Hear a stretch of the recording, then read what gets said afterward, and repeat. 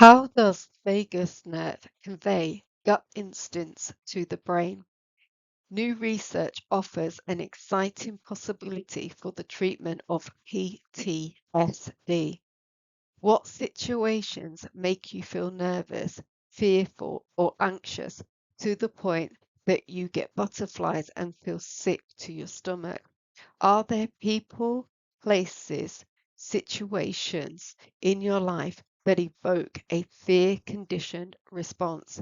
Scientists in Switzerland recently identified how the vagus nerve conveys threatening gut feelings to the brain. The vagus nerve is known as the wandering nerve because it has multiple branches that diverge from two thick stems rooted in the cerebellum and brainstem that wander to the lowest viscera of the abdomen, touching your heart and most major organs along the way. Vagus means wandering in Latin. The word vagabond, vague, and vagrant are all derived from the same Latin root. In a fascinating new study, researchers at ETH Zurich have identified how gut instincts coming up to the brain via the vagus nerve are linked to different responses to fear. The team of scientists was led by Urs Meyer, a researcher in Professor Wolfgang Langen's group at ETH Zurich. The study is titled Gut Vagal Afferents Differentially Modulate Innate Anxiety and Learned Fear, and was published on May the 21st, 2014 in the Journal of Neuroscience. The vagus nerve conveys messages between the brain and the gut. The vagus nerve constantly sends updated sensory information about the state of the body's organs upstream to your brain via afferent nerves. In fact, 80 to 90% of the nerve fibers in the vagus nerves are dedicated to communicating the state of your viscera up to your brain. The term afferent and efferent typically refer to nerves that lead into or out of the brain.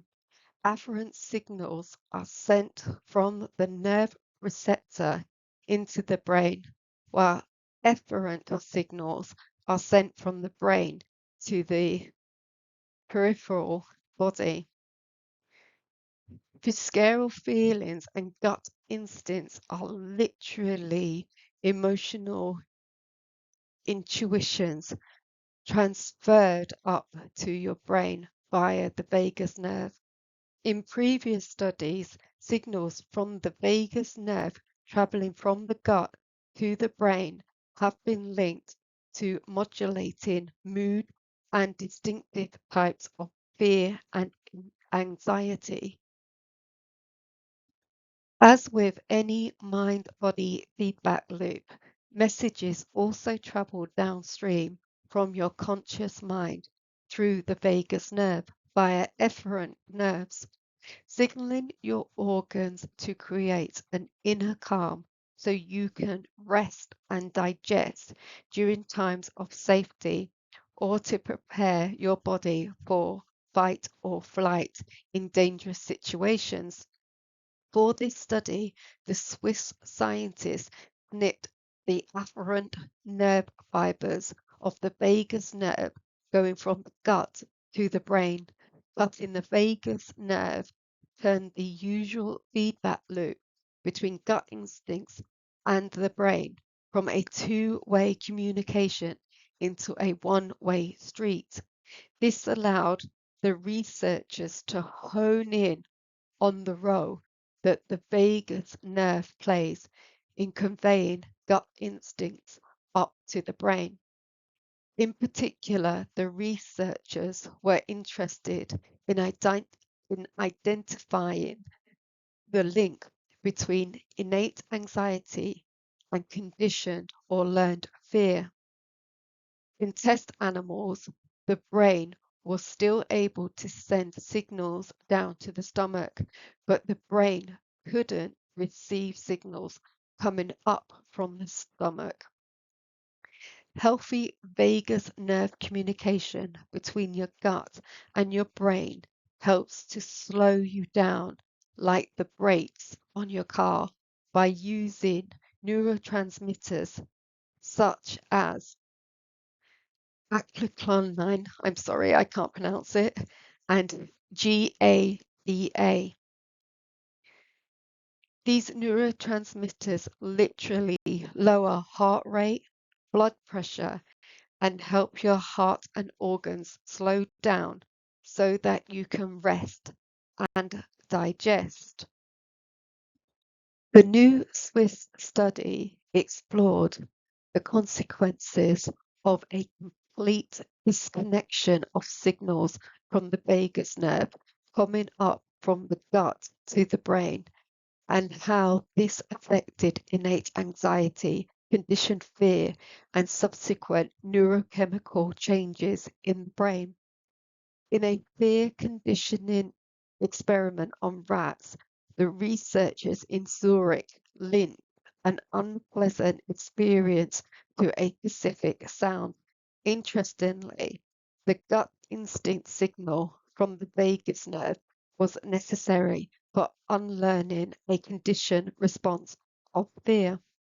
Through a variety of behavioral studies, the researchers determined that the rats without a fully functioning vagus nerve were less afraid of open spaces and bright lights compared with controlled rats with an intact vagus nerve. However, without the two-way communication of the vagus nerve between the brain and gut, the rats showed a lower level of innate fear, but a longer retention of learned fear. From this discovery, the researchers concluded that an innate response to fear appears to be influenced significantly by gut instincts, signals sent from the stomach to the brain. This confirms the importance of a healthy vagal tone to maintain grace under pressure and to overcome fear conditioning.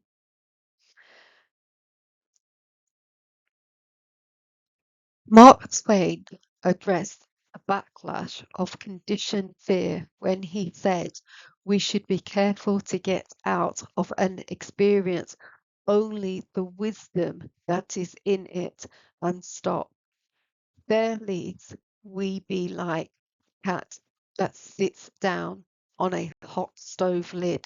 She will never sit down on a hot stove lid again, and that is well.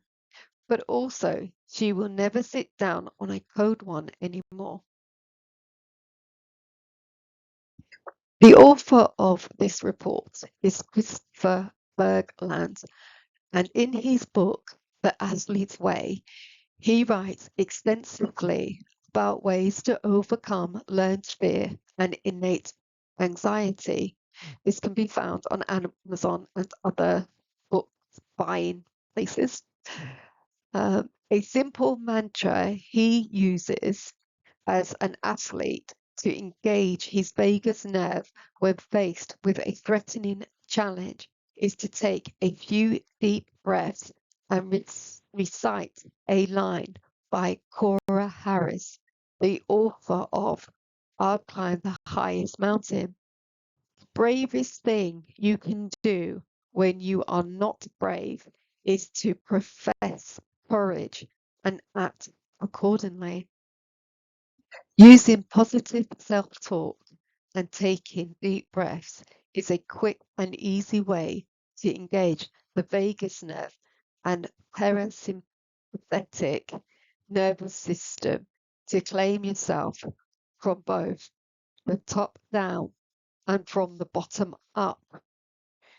The most exciting discovery of this study is that under closer scrutiny of the rat's brain, the researchers found that the loss of signals coming up from the abdomen via the vagus nerve altered the production of both adrenaline and GABA in the brain.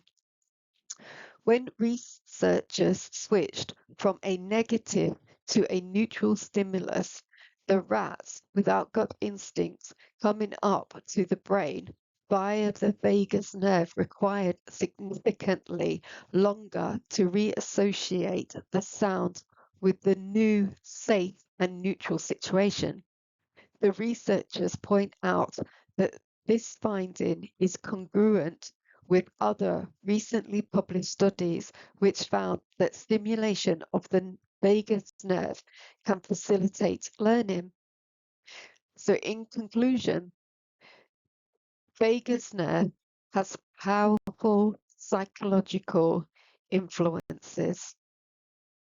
These new findings about the vagus nerve offer an exciting possibility for treatment of post-traumatic stress disorder, PTSD. Stimulation of the vagus nerve might be able to speed up the process by which people with PTSD can learn to reassociate a non-threatening stimulus which triggers anxiety with a neutral and non-traumatic experience.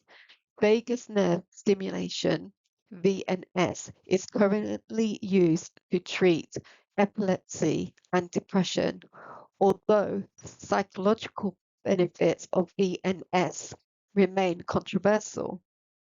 In a press release, Myers concluded, "We were able to show first time that the selective interruption of the signal path from stomach to the brain changed complex behavioral patterns.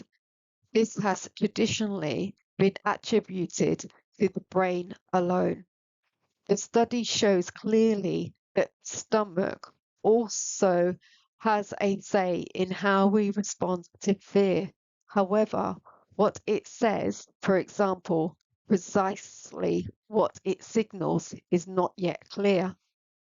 The researchers intend to do more research to better understand the exact dialogue between the vagus nerve and the brain, which will hopefully lead to more effective treatments for PTSD and other anxiety disorders.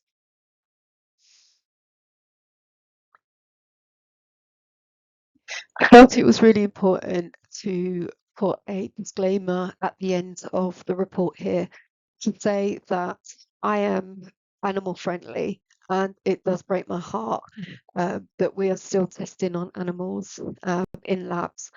I do have a friend who is a researcher and explains that the importance of animal research for human survival is still very much significant today. She is vegan and she is very animal friendly, but she knows that testing on animals for the purpose of finding a cure for cancer, there's just no other way.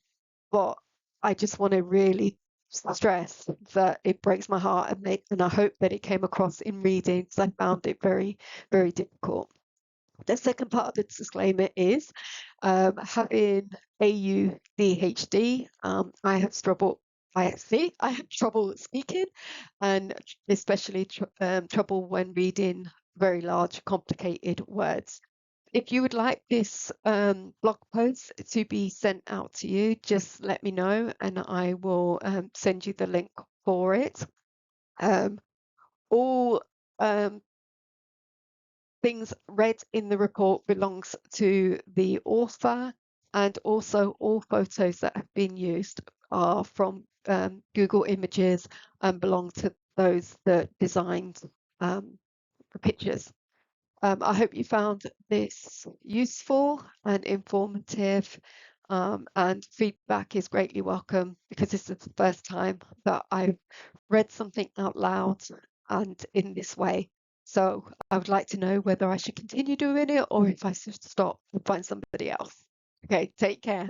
Bye.